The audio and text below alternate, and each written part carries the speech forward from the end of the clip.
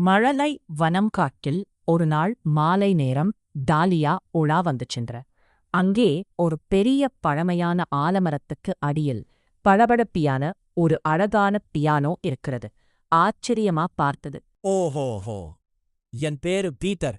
ஒரு குறும்புக்கார காற்றுத்திருடன் என் இசைச்சாவிகள் எல்லாத்தையும் திருட்டுப் போய்த்தான் முயல் குட்டி. என்னால் இனிமேல் பாடவே முடியாது. ஓஹோஹோ. பியானோ அழுறதைப் பார்த்த நம்ம சிப்ப முயலுக்கு ரொம்ப கவலையாகிடுச்சு. ஏ சிப்பு முயலே, கவலைப்படாதே. அந்த விண்ட் மான்ஸ்டர் பியானோ சாவிகள் எல்லாத்தையும் வானத்துல இருக்கிற அவனோட மேக்க கோட்டைக்குள்ள ஒழிச்சு வச்சிருக்கான். நான் பார்த்தேன். நாம் போய் அதை மீட்புட்டு வரலாம். வா. உடனே நம்ம புத்திசாலி சிப்பு முயல் காட்டிலிருந்த பெரிய வண்ணத்துப் பூச்சிகளிடமிருந்து நிறைய கேஸ் பலூன்களை வாங்கி ஒரு கூடையில் கட்டி அணில் நண்பனோடு சேர்ந்து மேகத்தை நோக்கி பறக்கத் தொடங்கியது. ஜாலியா பறந்தாங்க. பஞ்சு போல இருந்த மேகக் கோட்டைக்குள்ள அவங்க நுழைஞ்சாங்க.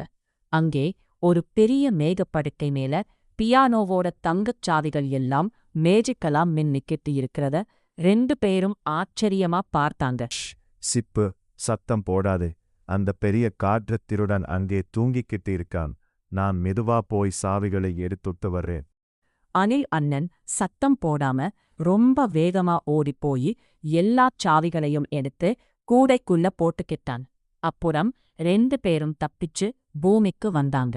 பூமிக்கு வந்ததும் சாவிகளை பியானோ பீட்டர் கிட்ட பொருத்துனாங்க.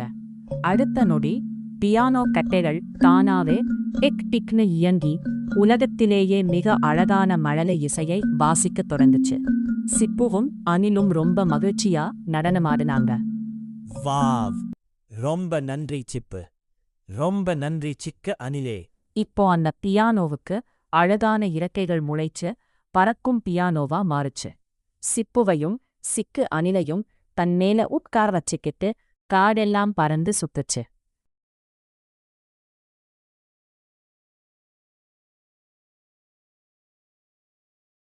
மீண்டும் அடுத்த கதையில சந்திப்போம் குட்டீஸ்.